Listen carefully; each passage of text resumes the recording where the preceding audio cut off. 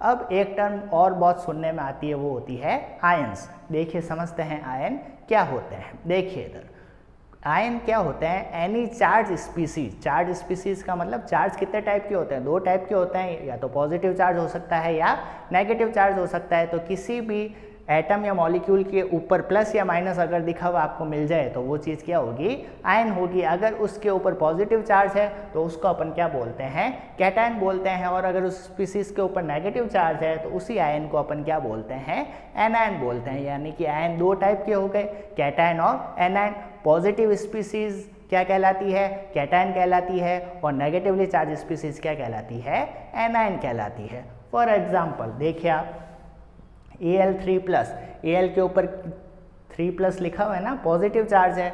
Charge होते ये क्या हो गया, आयन। अब देखना आयन में ये कैटायन है या एनायन है। पॉजिटिव चार्ज वाला क्या कहलाता है, कैटायन कहलाता है। तो Al3+ क्या हुआ, कैटायन हुआ। लेकिन अगर मैं बात करूं Cl- की, तो ये भी आयन है, लेकिन आयन में कैटायन है या एनायन है, बिल्कुल सही एनायन है। क्यों, क्योंकि Cl के ऊपर क्या लिखा हुआ है, नेगेटिव चार्ज, और नेगेटिवली चार्ज स्पीसीज क्या कहलाती है, एनायन कहलाती है। क्लियर। अब इधर देखिए इधर एक मैंने लिखा है Cl- और एक मैंने लिखा है SO4 इन ये दोनों ही एनायन हैं, दोनों ही आयन हैं, और आयन में भी दोनों ही एनायन है, क्योंकि दोनों के ऊपर कौन सा चार्ज है, नेगेटिवली चार्ज। तो आप मुझे ये बताइए इन दोनों स्पीसीज में आपको क्या डिफरेंस देखने को मिल रहा है, दिमाग लगाएं। देखिए इधर Cl- ये जो आयन है इसमें कितने एटम प्रेजेंट है, एक ही एटम प्रेजेंट है, सिर्फ Cl ही क्लोरीन एटम ही प्रेजेंट है। लेकिन अगर मैं बात करूं SO4 तो यहाँ पे कितने एटम प्रेजेंट है, एक सल्फर है और 4 ऑक्सीजन एटम है। टोटल कितने हो गए, 5। तो अगर कोई आयन सिर्फ किसी आयन में सिर्फ एक ही एटम प्रेजेंट हो तो उस आयन को अपन बोलते हैं मोनो एटॉमिक आयन। और अगर किसी स्पीसीज में किसी आयन में एक से ज़्यादा अगर एटम प्रेजेंट है तो उसको अपन बोलते हैं पॉली एटॉमिक आयन। मोनो का वर्ड होता है एक सिंगल के लिए वर्ड आता है मोनो, और एटॉमिक यानी एटम, सिर्फ एक एटम में उस आयन में प्रेजेंट है तो उसको बोलेंगे मोनो एटॉमिक। पॉली वर्ड आता है एक से ज़्यादा के लिए, बहुत सारे के लिए। तो पॉली एटॉमिक का मतलब एक से ज़्यादा एटम प्रेजेंट होंगे। तो देखिए CO3 इसको कार्बोनेट बोलते हैं। इसमें टोटल कितने एटम हो गए, एक कार्बन और 3 ऑक्सीजन। तो 3 और 1 कितने हो गए, 4, एक से ज़्यादा हो गए ना। तो ये सारी एग्जाम्पल किस में चले जाएंगे, पॉली एटॉमिक आयन में। और अगर मैं बात करूँ Mg2+, तो Mg कितना है, एक ही है ना, सिंगल ही है। तो इसलिए अपन क्या बोलेंगे इसको, मोनो एटॉमिक आयन। तो ये हो गए मोनो एटॉमिक के आयन, और ये हो गए पॉली एटॉमिक आयंस के एग्जाम्पल। क्लियर। और भी बहुत सारे हो सकते हैं, और भी अपन देख सकते हैं। तो यहाँ तक हमने देख लिया एटम क्या होते हैं, मॉलिक्यूल क्या होते हैं, और आयंस क्या होते हैं। तो दोस्तों आयंस क्या होते हैं, टाइप्स ऑफ आयन क्या होते हैं, ये सब अब हम देख चुके हैं। कैटायन क्या होता है, एनायन क्या होता है, वो सब हम देख चुके हैं। अब मैं आपको कुछ एग्जाम्पल बता रहा हूँ, ये एग्जाम्पल आपको याद होने चाहिए। अगर ये याद नहीं हुए तो फॉर्मूला ऑफ कंपाउंड कैसे बनाते हैं ये आप बना नहीं पाएंगे। तो ये जो भी मैंने लिखे हैं, ये इनका सिंबल, इनके ऊपर चार्ज और इनका नाम क्या है, ये सब आपको याद होना चाहिए। जैसे SO4 को ये SO4 सिंबल याद होना चाहिए, ऊपर चार्ज कितना है -2, ये याद होना चाहिए, इसका नाम क्या है ये याद होना चाहिए। 3 चीज़ें आपको याद होनी चाहिए। क्लियर। तो देखिए आयंस दो टाइप, कैटायन और एनायन। पॉजिटिवली चार्ज को कैटायन बोलते हैं, नेगेटिवली चार्ज को एनायन बोलते हैं। अब कैटायन में भी अपन ने 2 पार्ट कर लिए, मोनो एटॉमिक और पॉली एटॉमिक। मोनो एटॉमिक यानी वो आयंस जो सिर्फ एक एटम से मिलकर बने हैं, और पॉली एटॉमिक यानी वो जो एक से ज़्यादा एटम से मिलकर बने हैं। तो मोनो एटॉमिक में ये सारे एग्जाम्पल आ जाते हैं, और पॉली एटॉमिक कैटायन में NH4+, जिसको हम अमोनियम आयन बोलते हैं, ये आपको याद होना चाहिए। अब इधर देखिए एक नई चीज़ देखें।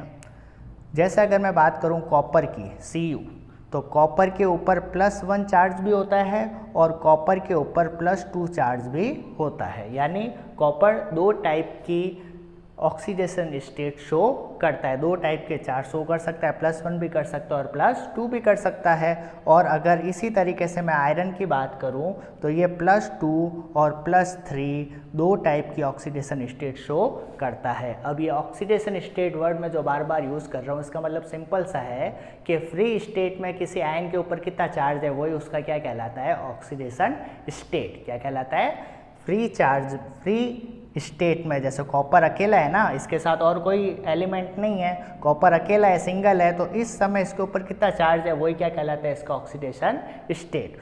ऊपर जो चार्ज है वो इसका ऑक्सीडेशन स्टेट कहलाता है। तो Cu के ऊपर +1 भी है, +2 भी हो सकता है, Fe के ऊपर +2 भी हो सकता है, +3 भी हो सकता है। क्लियर।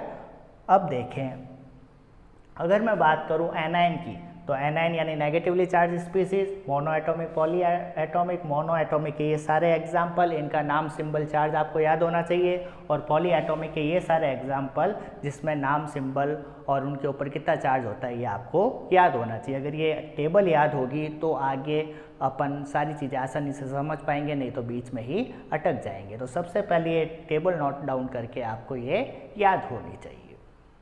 चलिए दोस्तों, अब अगर हम आयन से रिलेटेड कुछ एडवांस कॉन्सेप्ट की बात करें, कुछ नए और कॉन्सेप्ट की बात करें, तो आप देखिए इधर, देखें इधर एक वर्ड होता है ऑक्सीडेशन स्टेट,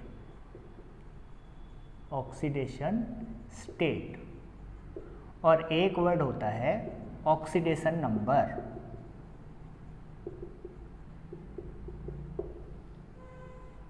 दोनों में क्या डिफरेंस होता है देखिए इधर। देखिए, अगर मैं बात करूं एल्यूमिनियम की, Al यानी एल्यूमिनियम, तो मुझे ये बताइए कि ये जो एल्यूमिनियम है ये फ्री स्टेट में है या कंबाइंड फॉर्म में है। फ्री स्टेट का मतलब सिंगल है ना, इसके साथ कोई और एटम तो नहीं जुड़ा हुआ, सिंगल है, फ्री स्टेट में है ये। क्लियर।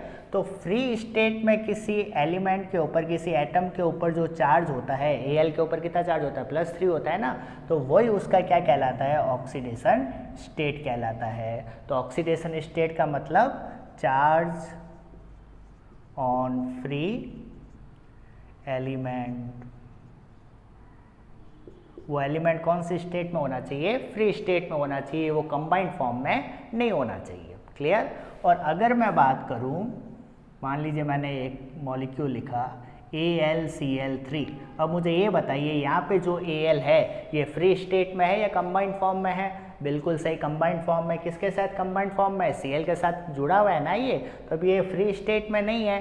तो अगर ये कंबाइंड फॉर्म में है और इस कंबाइंड फॉर्म में Al के ऊपर जो चार्ज है, यहाँ पे भी Al के ऊपर कितना चार्ज है, +3, तो कंबाइंड फॉर्म में किसी एलिमेंट के ऊपर जो चार्ज होता है वही उसका क्या कहलाता है, ऑक्सीडेशन नंबर। तो मैं क्या बोलूँगा, ऑक्सीडेशन नंबर क्या होता है, charge on a particular element in its combined form। किसी कंबाइंड फॉर्म का मतलब मॉलिक्यूल हो गया, कंपाउंड हो गया, तो किसी कंपाउंड या मॉलिक्यूल में किसी पर्टिकुलर एलिमेंट के ऊपर जितना चार्ज पाया जाता है वही उसका क्या कहलाता है, ऑक्सीडेशन नंबर कहलाता है। लेकिन अगर सिंगल है, अकेला है, फ्री स्टेट में कोई एलिमेंट है और उसके ऊपर जितना चार्ज होता है वो उसका क्या कहलाता है, ऑक्सीडेशन स्टेट कहलाता है। तो ये दोनों बेसिक टर्मिनोलॉजी में डिफरेंस क्या होता है ये मैंने आपको बता दिया। हालांकि ये चीज़ 11 जब आप साइंस लेंगे तो ये चीज़ें आती है, लेकिन वहाँ पे भी बच्चों के मन में ये कन्फ्यूज़न होता है, ये दोनों को सेम मान के चलते हैं। लेकिन आप अभी से 9th 10th में अगर आपको ये कॉन्सेप्ट क्लियर होगा तो आपको आगे जाके दिक्कत नहीं आएगी। क्लियर।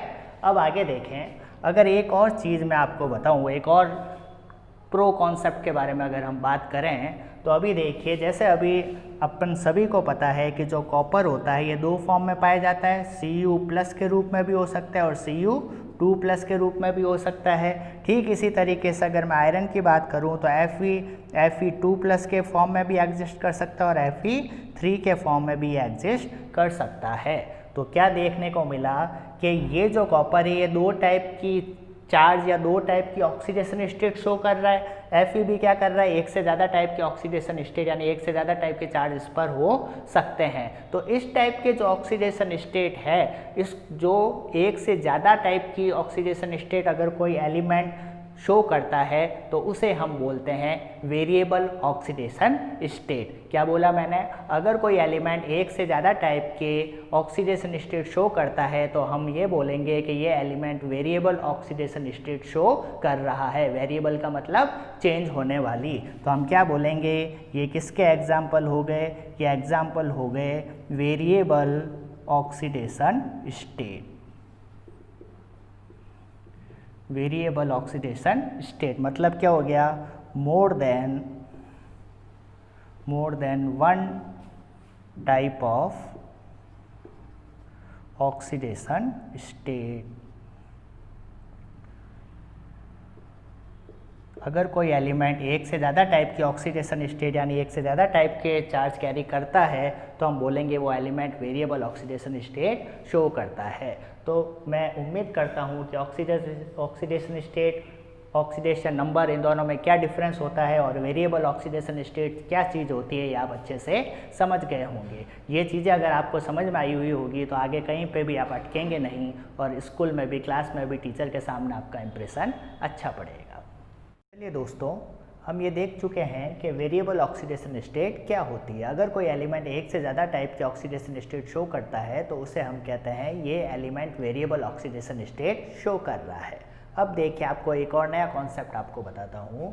अगर कोई element variable oxidation state show कर रहा है, इसका मतलब क्या हुआ कि एक से ज़्यादा टाइप की ऑक्सीडेशन स्टेट शो कर रहा है। मान लीजिए कोई एलिमेंट दो टाइप के ऑक्सीडेशन स्टेट शो कर रहा है तो दोनों में से एक लोअर होगी और एक हायर होगी। For example copper +1 oxidation state भी शो करता है और +2 ऑक्सीडेशन स्टेट भी शो करता है।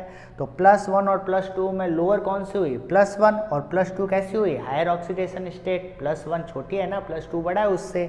ठीक इसी तरीके से Fe +2 +3 दोनों करता है तो +2 क्या हुई, लोअर ऑक्सीडेशन स्टेट, और +3 इसके लिए क्या हो गई, हायर ऑक्सीडेशन स्टेट। तो आपको एक कॉन्सेप्ट ध्यान रखना है, अगर कोई एलिमेंट एक से ज़्यादा टाइप के ऑक्सीडेशन स्टेट शो कर रहा है यानी वेरिएबल ऑक्सीडेशन स्टेट शो कर रहा है तो उसकी लोअर ऑक्सीडेशन के लिए उसके नाम के पीछे अस लगाना है, OUS, और उसकी हायर ऑक्सीडेशन स्टेट के लिए उसके नाम के पीछे क्या लगाना है, इक लगाना है। फॉर एग्जाम्पल Fe +2 +3, +2 इसकी लोअर ऑक्सीडेशन स्टेट है, लोअर के नाम के पीछे क्या लगाना है, अस, तो इसको नाम क्या पड़ गया, फेरस। नाम के पीछे अस आया या नहीं आया। और +3 इसकी आयरन की हायर ऑक्सीडेशन स्टेट है तो हायर ऑक्सीडेशन स्टेट के नाम के पीछे क्या लगाना है, एक Ic, तो इसको अपन क्या बोलेंगे, फेरिक। एक नाम के पीछे एक आया या नहीं आया। तो ये कॉन्सेप्ट आपको ध्यान रखना है। ठीक इसी तरीके से कॉपर +2 +1 लोअर ऑक्सीडेशन स्टेट है, लोअर के पीछे अस लगाना है तो नाम पड़ गया क्यूप्रस। क्या नाम पड़ गया, क्यूप्रस। और अगर ये +2 ऑक्सीडेशन स्टेट अगर कॉपर शो कर रहा है यानी हायर ऑक्सीडेशन स्टेट इसके लिए कौन सी है, +2, तो इसके नाम के पीछे क्या लगाना है, एक, तो नाम पड़ गया क्यूप्रेक। तो लोअर ऑक्सीडेशन स्टेट और हायर ऑक्सीडेशन स्टेट के नाम लिखने के लिए अस लगाना है या एक लगाना है, ये कॉन्सेप्ट आपको ध्यान रखना है। याद रखिएगा कि किसी पर्टिकुलर एलिमेंट के लिए लोअर और हायर ऑक्सीडेशन स्टेट अलग अलग हो सकती है। तो ये कॉन्सेप्ट आपको जब किसी कंपाउंड का नाम लिखा जाता है उस समय ये कॉन्सेप्ट आपके काम आएगा। तो भाई लोगों, हमने ये समझ लिया है कि आयंस क्या होते हैं, उसके टाइप्स क्या होते हैं। अब आपके मन में सवाल उठता होगा कि ये आयंस बनते कैसे हैं, यानी किस तरीके से किसी एटम के ऊपर प्लस या माइनस चार्ज आ जाता है। तो सिंपल इस तरीके को समझने के लिए हम बिल्कुल बेसिक लेवल पे बात करते हैं। सबसे पहले हमको एक एटम के बारे में जानकारी होनी चाहिए। देखिए क्या होता है एटम, क्या होता है ये अपन डिस्कस कर चुके हैं। सबसे smallest particle of substance which can not be further divided, सबसे छोटा पार्टिकल जिसको और डिवाइड नहीं किया जा सकता। उसकी स्ट्रक्चर में एटम के स्ट्रक्चर में बेसिकली क्या होता है, देखिए इधर ये मान लीजिए एक एटम है, बीच में उसके क्या पाया जाता है, न्यूक्लियस पाया जाता है। बीच वाले पार्ट को अपन क्या बोलते हैं, न्यूक्लियस बोलते हैं। क्लियर। न्यूक्लियस के अंदर क्या पाए जाते हैं, प्रोटॉन पाए जाते हैं। प्रोटॉन के ऊपर कौन सा चार्ज होता है, पॉजिटिव चार्ज होता है। और क्या पाया जाता है, न्यूक्लियस के अंदर न्यूट्रॉन भी पाए जाते हैं। न्यूट्रॉन के ऊपर कोई भी चार्ज नहीं पाया जाता, यानी न्यूट्रॉन न्यूट्रल होते हैं। आई बात समझ में। क्या बोला मैंने कि एटम के सेंटर में, ये मैं क्या बात कर रहा हूँ, किसी एटम की बात कर रहा हूँ। और बोलूँ और स्पेसिफाई करूँ तो स्ट्रक्चर ऑफ एटम की, जनरल स्ट्रक्चर की बात कर रहा हूँ। तो एटम में क्या होता है, बीच में न्यूक्लियस होता है। इस न्यूक्लियस में क्या पाए जाते हैं, प्रोटॉन पाए जाते हैं जिसके ऊपर पॉजिटिव चार्ज होता है, और न्यूट्रॉन पाए जाते हैं जिसके ऊपर कोई भी चार्ज नहीं होता है, यानी वो न्यूट्रल होता है। तो प्रोटॉन और न्यूट्रॉन दोनों न्यूक्लियस में पाए जाते हैं, इसलिए इन दोनों को कंबाइंड रूप से अपन न्यूक्लियॉन बोलते हैं। क्या बोलते हैं, न्यूक्लियन। न्यूक्लियन का मतलब जो न्यूक्लियस में पाए जाते हैं, और न्यूक्लियस में कौन पाए जाते हैं? प्रोटॉन और न्यूट्रॉन। प्रोटॉन पे कौन सा चार्ज? Positive charge. न्यूट्रॉन पे कौन सा charge? Neutral, no charge. Clear? और इसके अलावा इस न्यूक्लियस के चारों तरफ ये जो सर्कुलर पाथ आपको दिखाई दे रहा है, इनको अपन शेल बोलते हैं। क्या बोलते हैं? शेल बोलते हैं। और इन शेल में इलेक्ट्रॉन इस न्यूक्लियस के चारों तरफ चक्कर लगाते रहते हैं। तो शेल में कौन पाए जाते हैं? इलेक्ट्रॉन, जो न्यूक्लियस के चारों तरफ चक्कर लगाते रहते हैं। और इलेक्ट्रॉन पे कौन सा चार्ज होता है?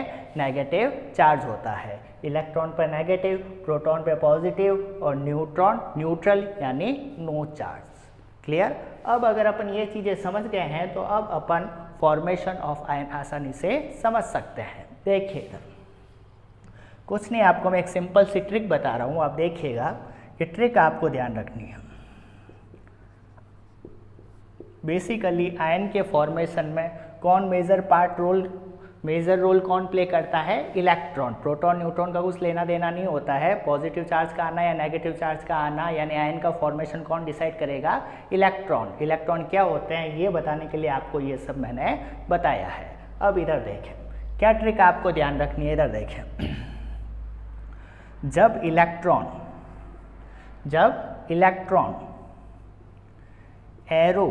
एरो क्या होता है अभी मैं बताऊंगा। अपन रिएक्शन लिखते हैं तो लिखते हैं ना A+B गिव्स, एरो बनाते हैं नहीं बनाते हैं, वो एरो। जब इलेक्ट्रॉन एरो के लेफ्ट तरफ हो, बाईं ओर हो, लेफ्ट तरफ हो, इसका मतलब इलेक्ट्रॉन क्या हो रहा है? ऐड हो रहा है, एडिशन ऑफ इलेक्ट्रॉन। क्या ये बात समझ में आई कि नहीं आई? और जब इलेक्ट्रॉन लेफ्ट में होगा यानी कि इलेक्ट्रॉन ऐड हो रहा है, यानी कि इलेक्ट्रॉन जुड़ रहा है, यानी कि उसके ऊपर कौन सा चार्ज आ जाएगा?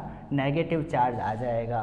और नेगेटिव चार्ज का आना यानी इलेक्ट्रॉन का जुड़ना, ये चीज़ क्या कहलाती है? रिडक्शन कहलाती है। क्या कहलाती है?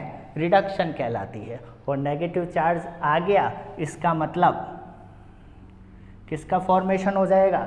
नेगेटिव चार्ज आ गया यानी किसका फॉर्मेशन हो जाएगा? एनायन का फॉर्मेशन। तो क्या हो जाएगा? Formation of anion. क्या ये बात समझ में आई कि नहीं आई? क्या बोला मैंने? अगर इलेक्ट्रॉन एरो के लेफ्ट तरफ हो, इलेक्ट्रॉन एरो के लेफ्ट तरफ हो, इसका मतलब इलेक्ट्रॉन क्या हो रहा है? जुड़ रहा है। और इलेक्ट्रॉन जुड़ेगा तो उसके ऊपर कौन सा चार्ज आएगा? नेगेटिव चार्ज आएगा, यानी किसका फॉर्मेशन हो जाएगा? एनायन का फॉर्मेशन हो जाएगा। और ये पूरी चीज़ क्या कहलाती है? रिडक्शन कहलाती है।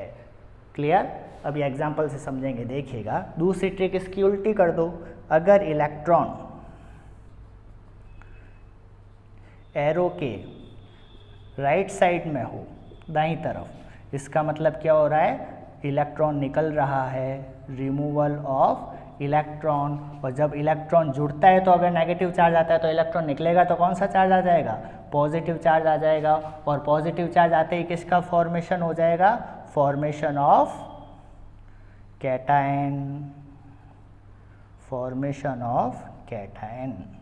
और इसी चीज़ को अपन क्या बोलते हैं? ऑक्सीडेशन। इलेक्ट्रॉन का निकलना क्या कहलाता है? ऑक्सीडेशन। और इलेक्ट्रॉन का जुड़ना क्या कहलाता है? रिडक्शन। क्लियर? बस आपको ये दो ट्रिक ध्यान रखनी है, सारी चीज़ें आप खुद कर लेंगे। देखिए इधर, अगर मैं बात करूं, देखिए फॉर्मेशन